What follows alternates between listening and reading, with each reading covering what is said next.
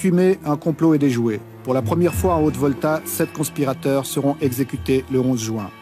Parmi eux, le colonel Didier Tiendré-Béogo, ancien maire de Ouagadougou, 2 lieutenants, un homme d'affaires, un major de gendarmerie, un sergent et un pilote.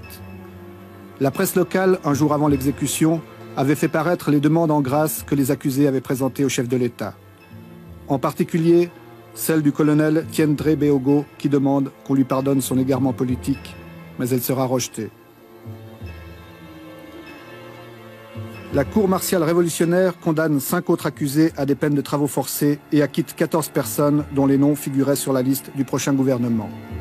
Ceux-ci sont reçus par le chef de l'État. C'est l'occasion pour lui de répéter que toute tentative contre son régime sera irrémédiablement réprimée. Mais la Haute-Volta a surtout franchi un nouveau seuil de violence. Autre forme de justice, ici à la Maison du Peuple, se tient un tribunal populaire. Aujourd'hui, on y juge le colonel Zaïzerbo, ancien chef de l'État de 1980 à 82, qui arrive à bord de ce véhicule. Il est accusé d'un certain nombre de malversations financières. Les séances sont publiques et nombreux sont les voltaïques qui font la queue pour s'y rendre. Là aussi, de multiples précautions sont prises afin d'éviter le moindre incident. L'armée et la gendarmerie contrôlent chaque issue.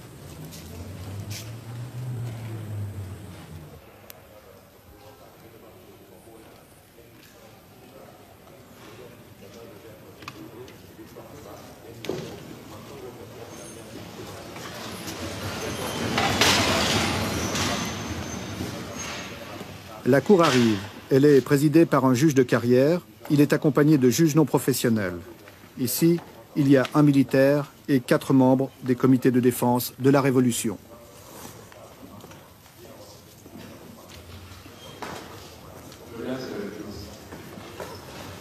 En face, les accusés. L'ancien président, plusieurs ministres et membres du comité militaire de redressement pour le progrès national.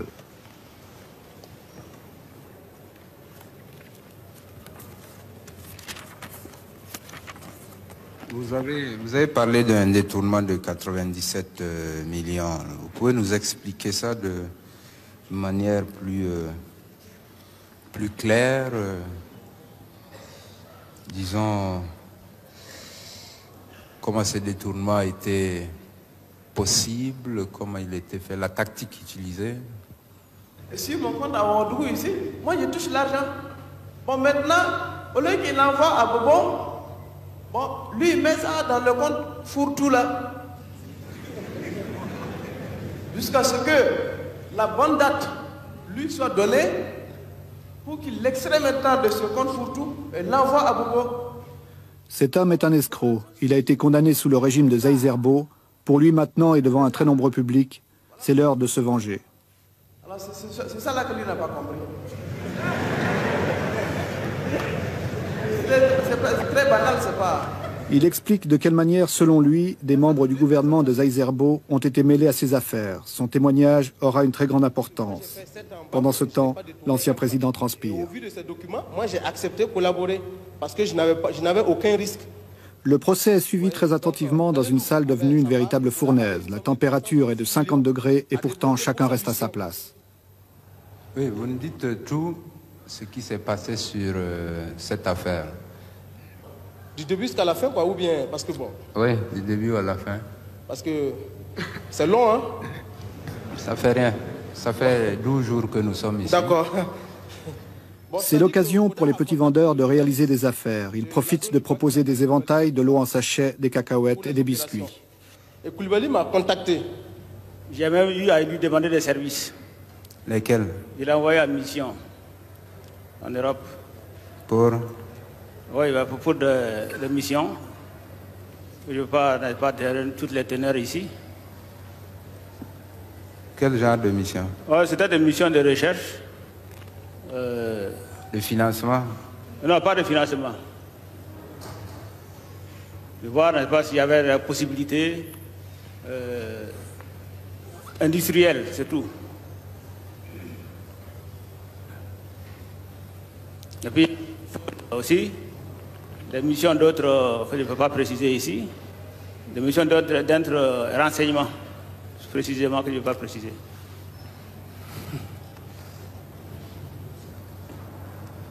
À chaque fois, il vous faisait un compte rendu de mission? Oui. Vous l'avez envoyé en Italie, en France, en Grande-Bretagne aussi? C'est ça. En Grande-Bretagne, c'était pourquoi? Je ne me rappelle pas exactement. Je crois que ça doit être dans le même cadre. Et au bout du compte, qu'est-ce qu'il a pu vous ramener de concret? Oh non, il m'a surtout dit, n'est-ce pas, qu'en Italie, il y avait des possibilités industrielles qui pouvaient être exploitées dans beaucoup de domaines. Ouais. Tous les comptes, toutes les archives ont été épluchées, chacun doit justifier ses dépenses et ses recettes. Un ancien ministre de l'équipement de Zaïs-Erbo aurait par exemple été compromis dans des affaires de pots de vin. Le tribunal rappelle également qu'il a tenté de faire tomber son président à l'époque et que l'équipe gouvernementale connaissait de sérieuses dissensions. Camarade président, si les autorités estiment que le peuple cherche à savoir tout ce que les gens racontent comme rumeurs dans les bureaux, eh bien qu'ils prennent les dispositions et puis on publie tous les renseignements qui sont donnés par la gendarmerie, etc., etc. Si vous voulez, on va parler de ce rapport. Il semble que vous ayez envoyé chercher un âne noir à Dori pour dont la bile devait servir à tomber le colonel Zaïs-Erbo. Je dis, camarade président, que vous savez, les gens racontent ce qu'ils veulent et ils choisissent leur poids, ils en disent ce qu'ils en pensent, ça c'est leur affaire. Si quelqu'un m'a vu à Dori, s'il m'a vu avec un âne noir ou un chameau ou autre chose, il peut le dire. Pour ce qui me concerne, je sais ce que je suis, je fais ce que je crois, et puis les gens disent ce qu'ils en pensent. Les accusés présentent eux-mêmes leur défense. Ils n'ont pas le droit d'être assistés d'un avocat. Camarade président, camarade juge, j'ai été désigné par l'armée à la tête du CRPN et de l'État. Ma conception personnelle du rôle du chef de l'État dans un régime militaire a toujours été de considérer ce rôle comme une mission temporaire de l'armée et non comme un acquis personnel et définitif. Camarade président, camarade juge, des erreurs ont certainement été commises par moi et mes collaborateurs du comité directeur.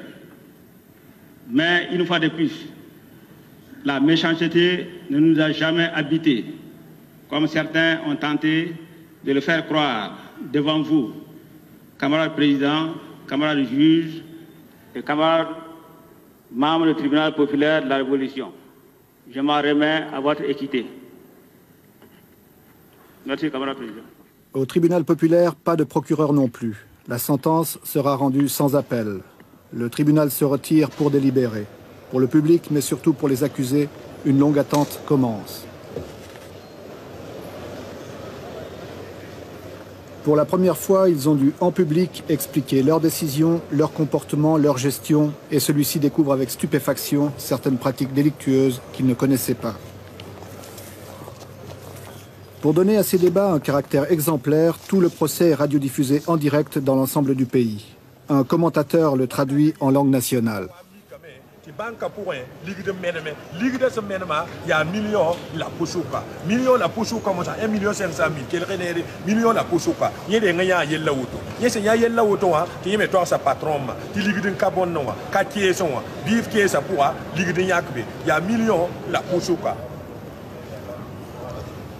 Tard le soir, 3500 personnes continuent à attendre le verdict dans la salle. Les familles des accusés sont là, en particulier les proches de l'ancien président Zaïs-Erbo.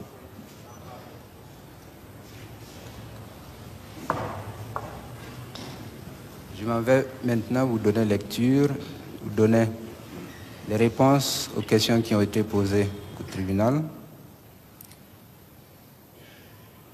Zaïs-Erbo. Camarade président. Est-il coupable de détournement portant sur la somme de 91 millions de francs au préjudice de l'État voltaïque? Le tribunal à la majorité absolue a répondu oui et dit que le détournement porte sur la somme de 61 338 101 francs. Le tribunal statuant en premier et en dernier ressort, contradictoirement, prononce le jugement suivant. Seis erbo. Le tribunal vous condamne à 15 ans d'emprisonnement, dont 7 ans avec sursis. Vous condamne à rembourser à l'État voltaïque la somme de 61 838 101 francs. Prononce la confiscation de vos biens jusqu'à concurrence des montants du remboursement. Décerne contre vous mandat de dépôt. Fixe la contrainte par corps au maximum. Par délibération spéciale, vous dispense de l'interdiction de séjour. Asseyez-vous. Zaïs-Erbo est donc condamné à une peine ferme. Le tribunal prononcera encore 10 autres condamnations à des peines de prison et à des amendes, et 8 acquittements.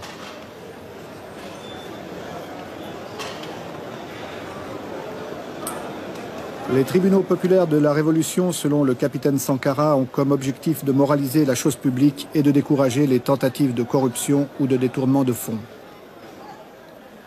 Leur but est d'assainir la situation financière du pays et d'empêcher que les maigres ressources de la nation soient détournées au profit de quelques-uns.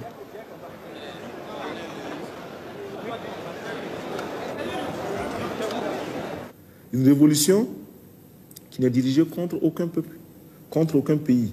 Une révolution qui vise à redonner au peuple voltaïque sa dignité et à lui permettre d'accéder lui aussi à un bonheur qu'il aura défini d'après ses normes à lui.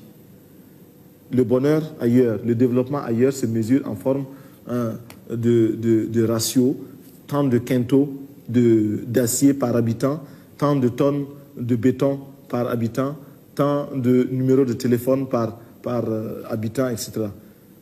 Nous pouvons nous aussi avoir d'autres normes, et nous avons effectivement d'autres normes qui n'ont rien à voir avec les normes d'ailleurs. Vous avez pu visiter l'hôpital de Ouagadougou, les autres, c'est le meilleur. Avec tout ce qu'il représente, dites-vous que c'est le meilleur.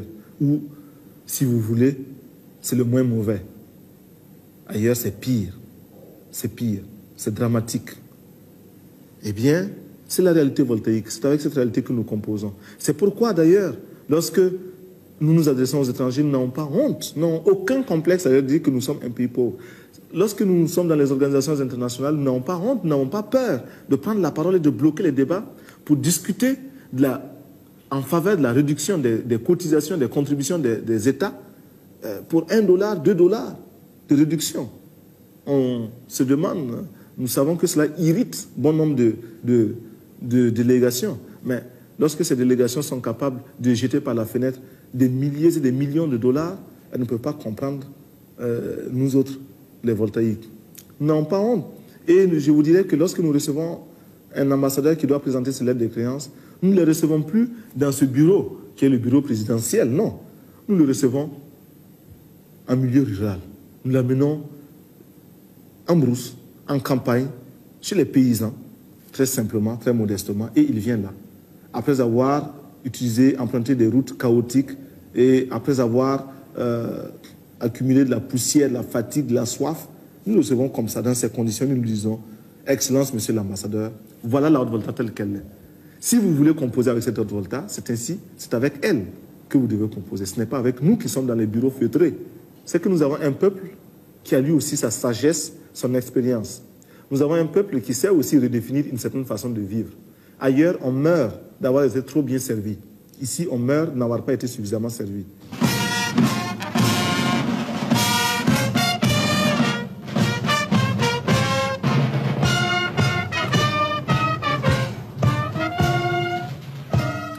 Pour le moment, la Haute-Volta vit des heures difficiles, entre les rêves et les exigences du capitaine Sankara, entre la violence et les exécutions, entre la pauvreté et la sécheresse, elle cherche douloureusement sa voie.